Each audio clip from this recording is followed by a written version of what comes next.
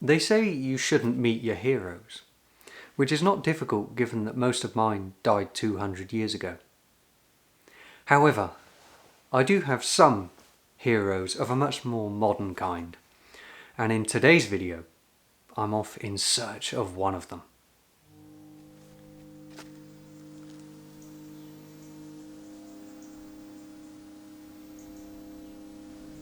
Do you ever get the sense that you're being followed? It seems like everywhere I go, every footpath I try to walk down at the beginning of these videos, I find the beast which terrifies me most staring right at me over the gate. Luckily, there are two gates which stop those cows from joining me on today's walk. And today I'm in a village called Semley. This place reminds me of the old Hornby train sets I used to play with when I was very young. The trees almost look like they've been made specially for the occasion, and that big country house in the distance.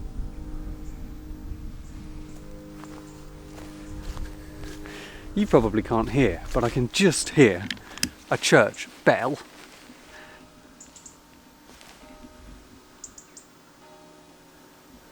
Which marks 11 o'clock. And that's the church that I'm heading to today, St Leonard's Church in Semley.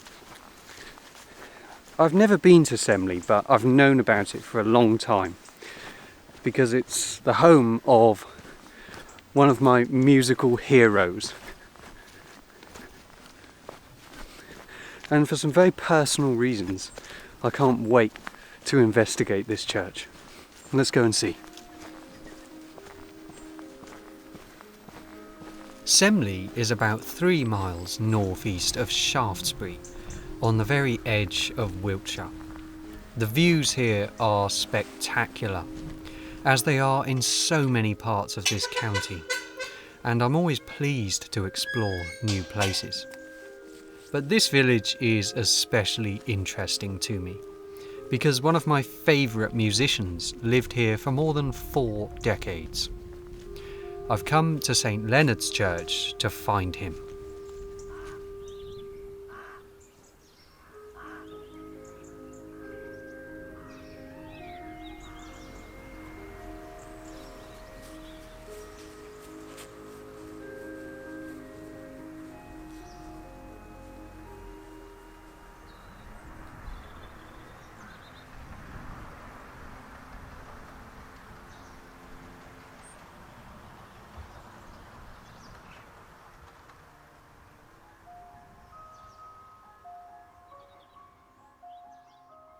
There's something strangely poignant about seeing the grave of somebody you've never met, but who inspired you from a young age.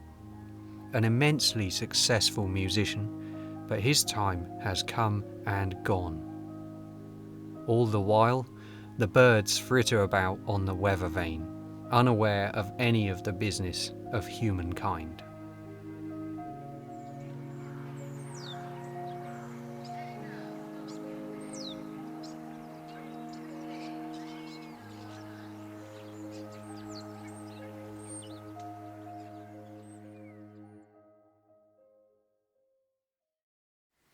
I first discovered Julian Bream when I was about 17 years old, and it was the YouTube algorithm which brought him to me.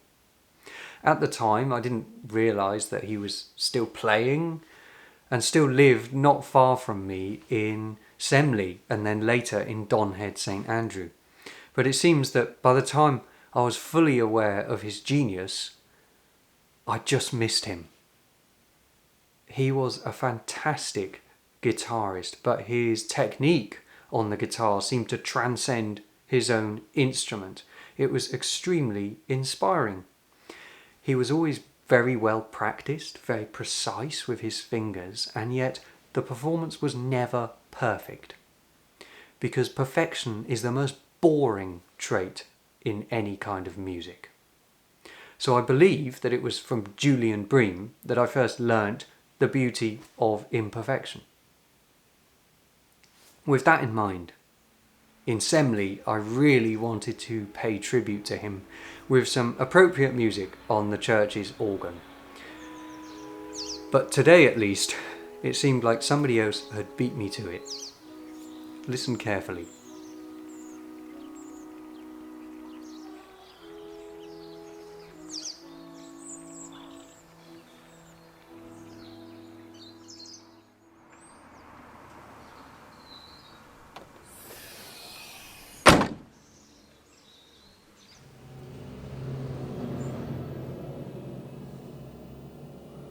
Having made YouTube videos for a good couple of years now, filming in village churches, I'm used to there being various distractions, and there's always a potential that people may come into the church.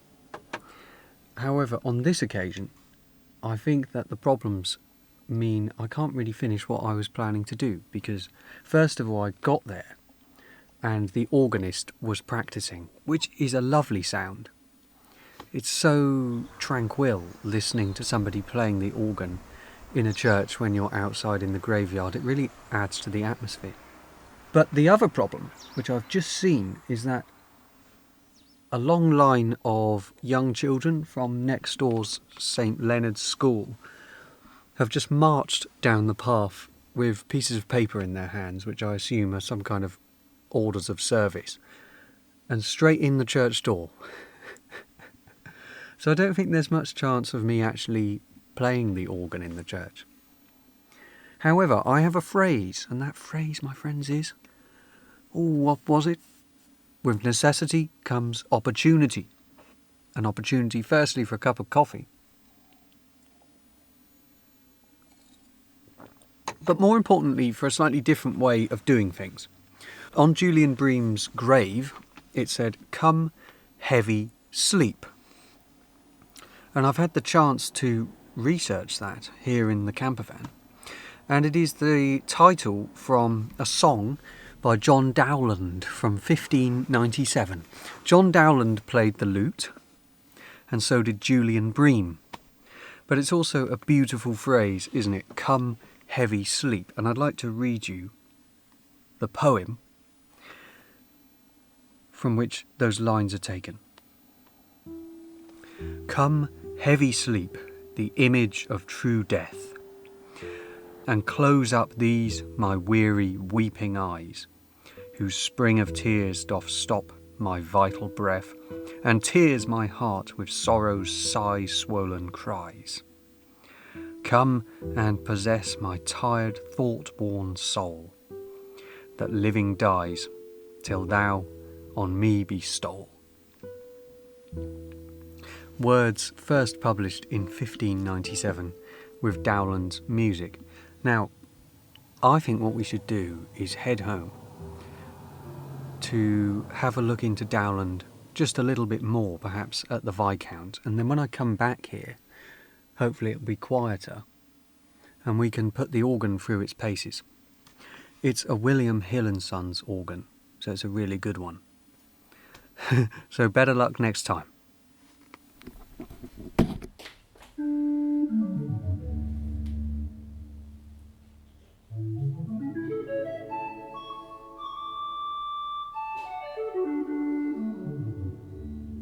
I am a firm believer that everything happens for a reason, and perhaps it wasn't such a bad thing I had to go home empty-handed.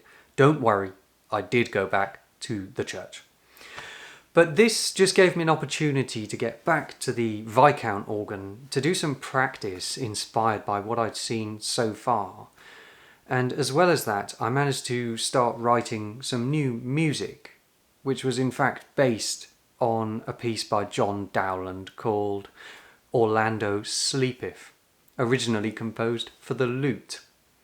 So before we return to St. Leonard's, I'd just like to play you that piece, intermingled with views of the countryside around the village of Semley.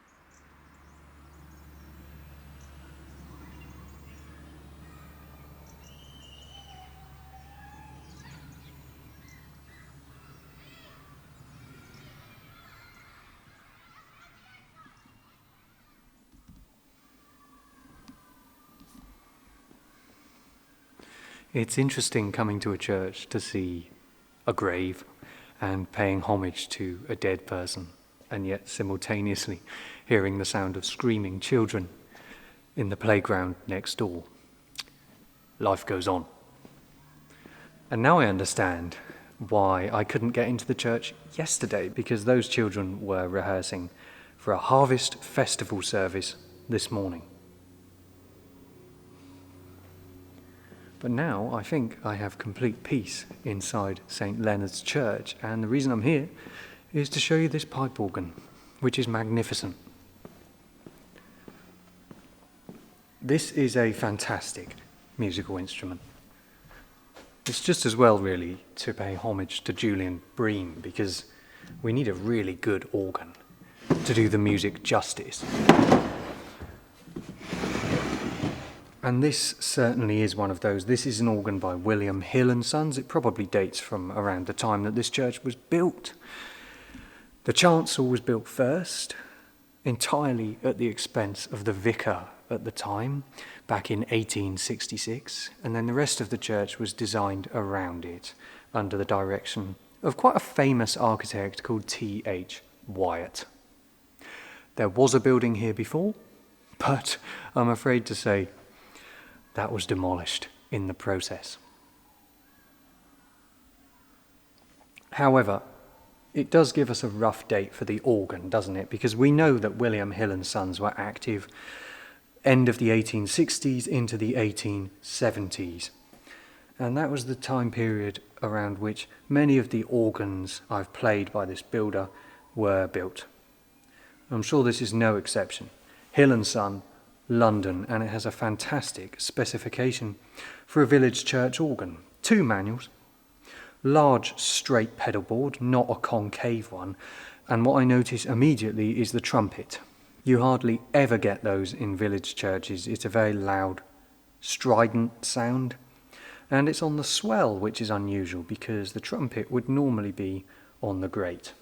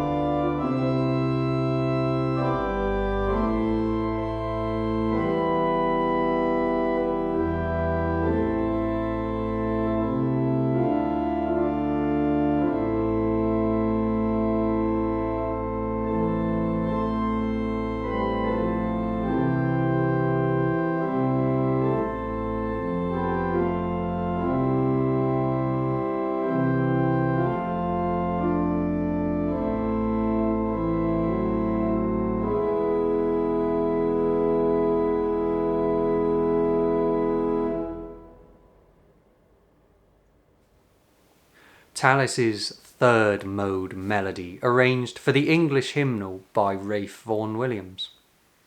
Give me an organ like that and I could talk and play it for hours, so I'll try and rein myself in. The stops I was using there are the basic, fundamental chorus sounds. The diapason reflects the same notes that you would play on a piano. The principal has pipes which are half the length, therefore half the pitch, so they're higher. And the 15th is the same again, higher still. So you have 3 different octaves of the same note. And these represent the different overtones that you hear when you play a basic note. And that is how an organ projects right to the back of the church, or in this case, to the very front of the church in the chancel.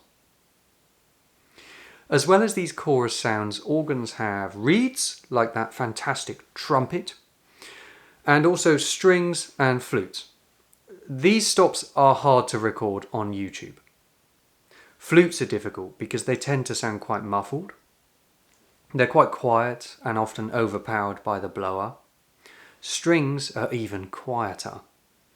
And reeds, like the trumpet, don't sound as good when the organ starts to go out of tune. That said, I'd like to demonstrate the trumpet sound now with another rendition of Orlando Sleepeth. Now you'll get to hear it with its full prowess. There is one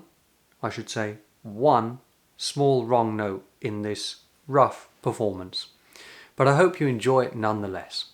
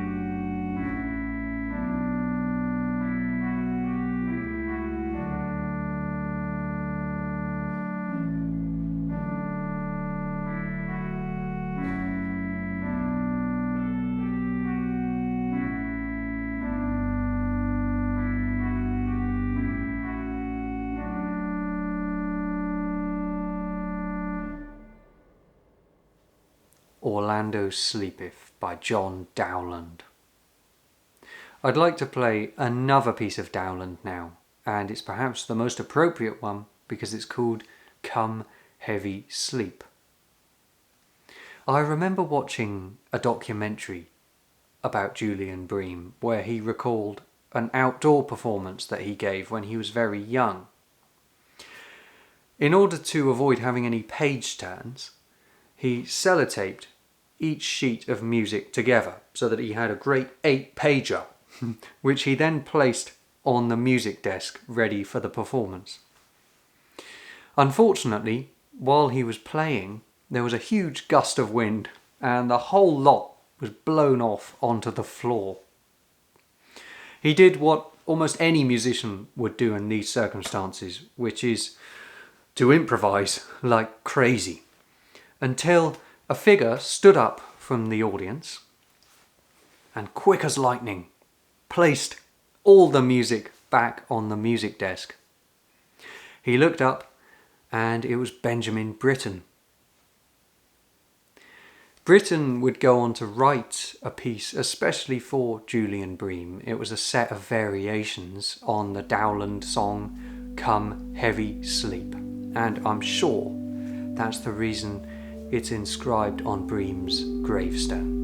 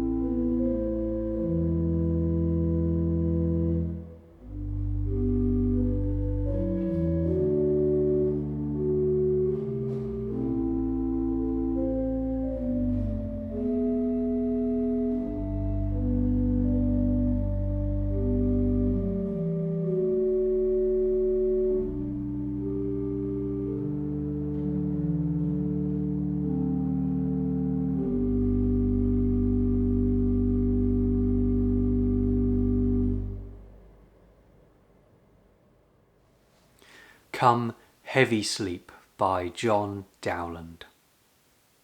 So far, it's been an absolute privilege to pay tribute to one of my musical icons, both in the music that he loved and surrounded by the scenery that he loved.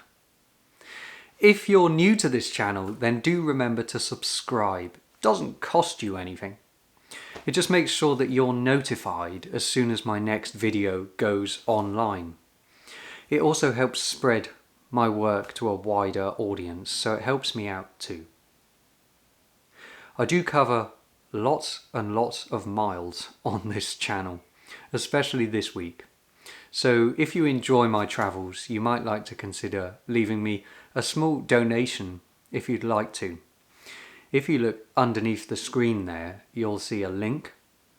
Click on that and it takes you to my donations page, and from there you can leave a small contribution if you'd like to, and if you've enjoyed my music today.